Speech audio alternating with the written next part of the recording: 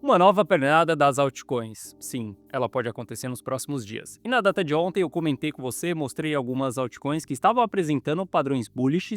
E na data de hoje a gente vai continuar a nossa análise. Vou te trazer mais dados para que você entenda que sim, as altcoins elas podem performar. A gente pode ver uma nova pernada de alta acontecendo dentro do mercado cripto. E diante disso, diante desses dados, a única coisa que a gente pode fazer é tomar uma decisão de compra. Afinal de contas, a gente não vai querer ficar fora de uma pernada de alta. Mas a gente vai olhar para dados, vou te mostrar como que estão os dados do Bitcoin no médio prazo também, para que você entenda exatamente qual que é a expectativa dessas operações. E a gente vai olhar para o curto prazo para você entender exatamente como que eu, Guiteles, estou me posicionando. Bom, Guiteles na área, e se você não for inscrito no canal, considere se inscrever, pois aqui eu trago mega conteúdo todos os dias da semana, principalmente quando eu falo sobre análise on-chain. E caso esse conteúdo venha fazer sentido para você, deixe seu like para dar aquela força pro canal e para mostrar que o conteúdo dele está sendo relevante, beleza? Bom, mas chega de papo, bora ver gráfico, que é o que nos interessa aí. Olha só, para a gente começar a nossa análise aqui, Polkadot é um ativo que está trabalhando em um triângulo simétrico. Esse triângulo simétrico aqui vem apresentando bastante resistência aqui em cima. Além disso, a gente também tem a média de 200 períodos dentro de um gráfico diário aqui em cima. Ou seja, nós estamos com grandes resistências em Polkadot. Só que se a gente romper essa região aqui, Polkadot ela vai ficar livre, com um bom espaço para que ela possa subir. Se a gente olhar aqui, tem bastante resistências dentro dessa região, tá? Mas ao romper essa região, se isso acontecer, e o porquê que eu tô falando se isso acontecer, porque ontem a gente analisou várias altcoins e identificamos padrões bullish e padrões de rompimento. Se Polkadot romper essa região aqui, sim, eu tenho interesse nesse ativo. Tenho interesse de me expor porque estarei entrando em um rompimento de uma possível nova tendência de alta. E aqui a gente está olhando para gráfico diário, então são tendências mais longas, tá? Uma movimentação ali que ela vai ser muito significativa para o seu portfólio. Se a gente olhar para o intradiário aqui, o que está acontecendo em Polkadot dentro dessa cunha, a gente vai ver que a linha de tendência de baixa aqui, dessa cunha não, desse triângulo simétrico, está servindo nesse atual momento como resistência. A gente já rejeitou 1, 2, 3, 4, 5, 6, essa é a 7ª vez que nós estamos vindo dentro dessa região. Verdade, que água mole em pedra dura tanto bate até que fura, mas até que isso daqui fure, a gente deve respeitar. Para mim, se a gente fizer o rompimento, ótimo, as coisas ficam bullish, porque eu tenho bastante espaço para poder surfar nesse ativo. Olha só, se a gente der um zoom out do ativo, a gente começa a entender que mesmo aguardando um rompimento desse ativo, a gente está comprando um ativo mais próximos de um fundo do que próximos de um topo. Aqui sim, teria interesse em adicionar esse ativo dentro da carteira. XRP, mostrei para você na data de ontem que a gente rompeu a linha de tendência de baixa e esse rompimento dessa linha de tendência de baixa veio de um gráfico diário. Isso daqui abre margem para que a gente se posicione ali até mesmo no interdiário e aguarde mais um pouco as nossas movimentações. Olha só, no interdiário a gente rompeu a média de 200 períodos num gráfico de 4 horas, confirmou esse rompimento. Estamos entregando novas movimentações. Esse é um dos ativos que sim, eu estou posicionado e eu vou aguardar por uma movimentação mais expressiva. Pode ser que essa movimentação não aconteça? Sim, pode ser que essa movimentação ela não aconteça, pode ser que aqui a gente precise estopar as nossas operações. O ponto é que nós estamos em uma fase onde você tem que ser totalmente estratégico. Olha só, você já entendeu que nesse ciclo não dá para ser amador. Você já entendeu que nesse ciclo, se você comprar e ficar rodando bons projetos, as chances de você levar nabo no final, elas são muito grandes. Nesse ciclo, a gente não pode ficar rodando os ativos. Se você quiser holdar algum ativo, você pode holdar o Bitcoin. Mas saiba que até ele, no momento que a gente engatar um bear market profundo, não vai valer a pena você holdar esse ativo. Como nós estamos em um ciclo de contração monetária, aqui o dinheiro ele é mais escasso, ou seja, a gente tem que ser muito mais estratégicos. Se você ficar holdando os ativos, você sabe o que é desvalorização de 70%. Você sabe o que é passar 2 anos investindo nas criptos e ter um prejuízo acumulado de 40%. 2 anos jogado fora, por exemplo, Você sabe o que é ficar nessa expectativa de que agora o mercado vai subir e vai me entregar lucro. Você sabe do que eu estou falando. Porque você está executando as estratégias no ciclo errado. Ciclo de expansão monetária, você compra esses bons ativos, você fica rodando bons projetos, você procura por geminhas, deixa na carteira e esquece. Mas ciclo de contração, não. Aqui você precisa vestir um chapéu de trader, saber os momentos de comprar e saber os momentos de vender também, tá? Então, entendendo que as coisas elas estão ficando bullish, não é uma compra para sempre, não é uma compra forever. A gente vai seguir analisando o preço e entendendo como que será esse comportamento de XRP acima da média de 200 períodos. Se ela começar a rejeitar, igual foi aqui atrás, apresentar uma nova região de resistência com padrão de reversão, a gente sai da operação mais uma vez. O mesmo serve para Polkadot. Se fizer o rompimento, confirmação do rompimento, a gente toma uma decisão de entrada, mas nós iremos aguardar e gerenciar essa posição dia após dia, tá? Bom, Ether também está formando uma cunha descendente, o padrão bullish, tá? Quando a gente olha no gráfico de 4 horas, a gente ainda não conseguiu fazer o rompimento dessa cunha aqui, mas é um padrão bullish, não podemos negligenciar. Estamos acima da média de 200 períodos, ou seja, um rompimento aqui seria uma entrada interessante desde que a gente tenha uma confirmação desse rompimento. A única coisa que não me faz olhar tanto para Ether é o fato da gente estar em topo histórico. Aqui eu não vou querer olhar para esse ativo, porque aqui para mim é uma região de alta resistência, tá? Foi a região de resistência do ciclo passado, onde as pessoas não toparam, não houve demanda por ativo acima dessa região. Como nós estamos muito próximos dessa região, não tenho interesse em olhar para esse ativo. Já diferente quando a gente olha para a Polkadot, que está em uma região completamente diferente. E não só por termos de ciclo, tá? Não quero comprar Polkadot, ficar rodando para ela voltar no seu all-time high anterior, nada disso. O fato é que a gente comprar o Ether depois dele ter subido dessa maneira, só se a gente estiver falando para o curtíssimo prazo, se for uma operação de trading. Mas eu não tenho interesse em entrar dentro dessa operação. Acredito que tem outros ativos que podem entregar uma movimentação bem melhor do que até mesmo Ether, tá? Mas eu entendo que sim, no curto prazo, a gente pode ter oportunidades dentro de Ether. Se a gente olhar aqui para essa cunha descendente, isso daqui pode abrir margem para que a gente tenha novas movimentações de alta e que a gente volte ali em patamares do all-time high. Bom, entendendo isso daqui, quando a gente analisa o Bitcoin, está acontecendo um padrão interessante. A gente veio na média de 200 períodos na data de ontem, rejeitou. Na data de hoje, a gente fechou um candle acima da média de 200 períodos. Esse candle aqui foi um candle de rompimento, mas ainda não houve confirmação desse rompimento da média de 200 períodos.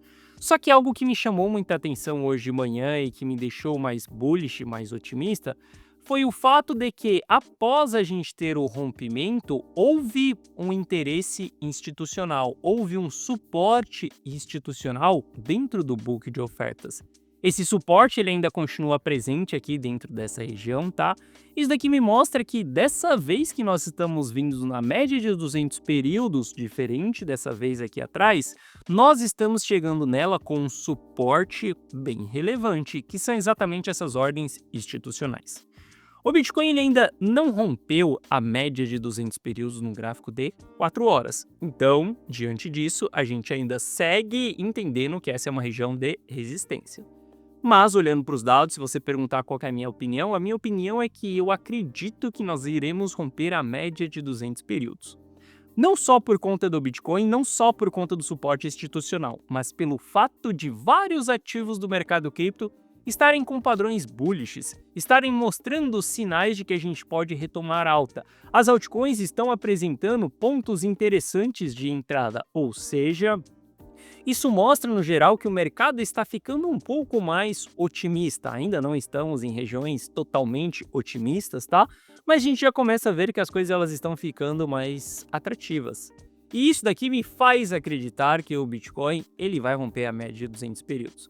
E aqui, através dos dados, cara, não importa aquilo que eu acho, eu tenho que tomar uma decisão. Seja uma decisão de compra ou uma decisão de venda, exatamente de uma maneira binária. E olha só, Como as minhas últimas vendas em Bitcoin, elas foram feitas lá no 117,21 e volte lá no gráfico e lembre-se quando que foi esse dia. A gente está olhando para a publicação aqui da carteira Rumo ao Milhão há 18 dias, onde eu falo para os meus clientes que a gente vai fechar as nossas últimas posições em Bitcoin. Ou seja, os 5% que eu tinha na carteira ali, os últimos 5% de Bitcoin, ele foi vendido exatamente nesse dia aqui. Num dia que a gente teve euforia ali acontecendo, num dia que a gente teve notícia impulsionando o mercado. E de lá para cá eu venho em fase de proteção, em preservação patrimonial. Eu não sei qual que é o tamanho da queda que vem pela frente. O que eu sei é que, para mim, a partir daqui eu estava em preservação patrimonial. Olhando para o mercado agora, nesse momento, eu tenho interesse em retomar as minhas posições, não só em Bitcoin, por exemplo, como em XRP, ali também em outros ativos, e não é retomar posições para que eu espere uma nova máxima histórica e nada disso. Olha só, uma coisa eu já te expliquei. Nós estamos mais próximos do fim do ciclo do que do começo dele. Em algum momento, o bear market ele vai chegar. E durante um bear market, será uma época de vacas magras. Ou seja, só fará dinheiro dentro do mercado quem souber operar no curto prazo ao longo de um bear market. Eu, Gui Teles, eu vivo do mercado cripto, não só com investimentos, mas com empresas também atreladas ao mercado cripto. E eu sei que o bear market é um período bem doloroso, um período bem escasso, onde sim, a minha receita ela cai drasticamente. E eu preciso ter estratégias para um bear market. As estratégias é você continuar operando, só que suas operações elas têm que ser focadas no curto prazo. Você tirar aquele viés de longo prazo de comprar Bitcoin, jogar dentro de uma wallet e esquecer aquilo durante alguns anos. Você tirar aquele viés de acumular bons projetos, porque a gente vai ter ali alguns meses de alta pela frente. Você tirar todo esse viés e jogar um jogo mais como trader. E sim, olhar para uma região bullish como nós estamos hoje, eu estou olhando como um trader. Porque pode ser sim que a gente vai iniciar um bear market profundo em breve, porque os dados de médio prazo e longo prazo eles não estão tão legais assim. Mas eu quero que você entenda que mesmo a gente estando em um bear market profundo, eu seguirei operando, porque afinal de contas eu preciso de dinheiro também durante os 8 meses de bear market profundo que nós temos pela frente. E as operações de curto prazo é exatamente a estratégia que eu utilizo para poder sobreviver no mercado nesse período de vacas magras, beleza? Bom, entendendo isso, entendendo que a gente está tendo um suporte institucional, o que a gente precisa entender também é se o preço do Bitcoin ele está caro ou se ele está barato. Quando a gente olha aqui, preço barato é quando nós estamos na linha dourada, preço caro é quando nós estamos na linha verde e a linha preta aqui no meio é o preço justo. Hoje nós estamos em uma região ali próxima do preço justo, tá? Ou seja, poderíamos sim tomar uma decisão de entrada. Eu sei que quando a gente olha para price action ali, RSI, ele ainda tem espaço para poder subir, tá? Nós não chegamos em sobrecompra ainda. Isso daqui também me abre margem para que a gente tenha uma movimentação de alta, para que a gente tenha um trading acontecendo. Bom, se a gente olhar para médio e longo prazo, o sentimento ele está péssimo. O sentimento ele ainda continua flertando entre regiões neutras e regiões de medo. A gente precisa que o sentimento volte para essa região verde aqui em cima, para que a alta do curto prazo ela se estenda para o médio prazo. Se isso acontecer, se o sentimento voltar a subir, e o sentimento ele só vai voltar a subir se o Bitcoin começar a subir, a gente tem mais espaço para trabalhar com alvos mais longos e não alvos tão curtos, tá? Bom, se a gente continuar analisando a demanda do Bitcoin, a demanda ela ainda continua negativa. Todo bear market ele é iniciado na primeira barra vermelha que nós vemos ali, mas nem toda barra vermelha ela é o início de um grande bear market.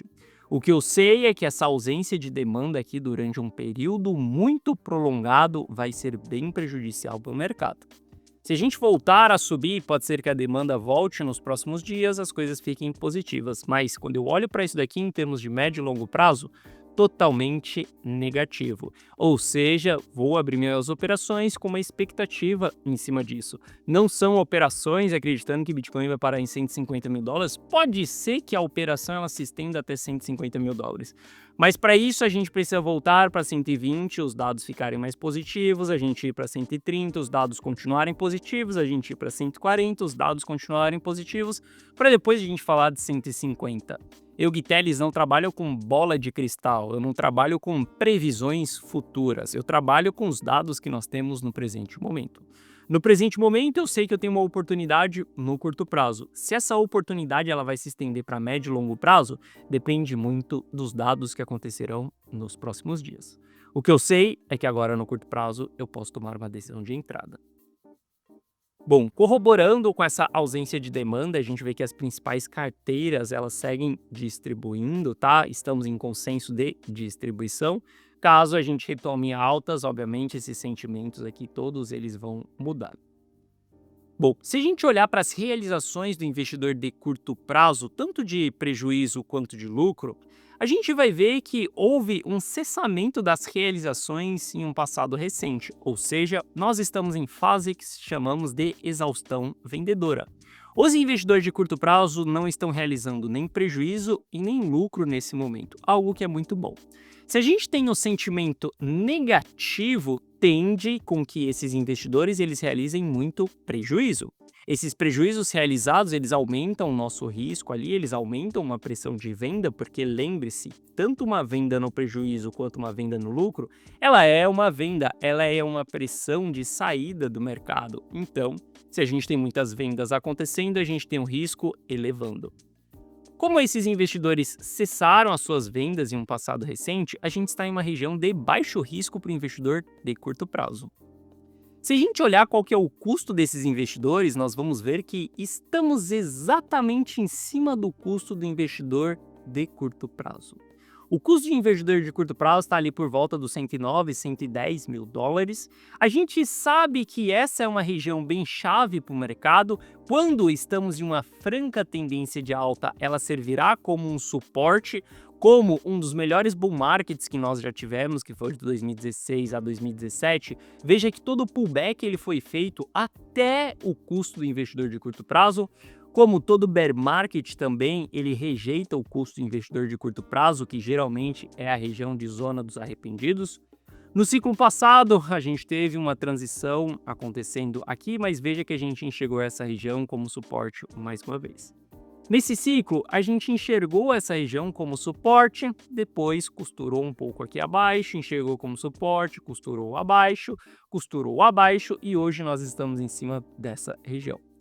Ou seja, pode ser sim que a gente veja uma nova pernada no Bitcoin acontecendo caso a ausência de pressão desses players ela continue. Porque afinal de contas nós estamos em cima do custo deles. Se eles não estão vendendo no prejuízo, ótimo, nós não temos pressão vendedora por conta desses players. Tudo o que a gente precisa nesse processo é que a demanda ela aumente um pouco para que o Bitcoin entregue novas altas, beleza? Bom, entendendo isso, a gente consegue ver até onde são essas regiões de pullback, tá? Quando a gente fala do investidor de curto prazo. Eu quero que você observe que nesse ciclo a gente entregou alguns pullbacks até zerar exatamente essas regiões de realização de lucro quanto realizações de prejuízo.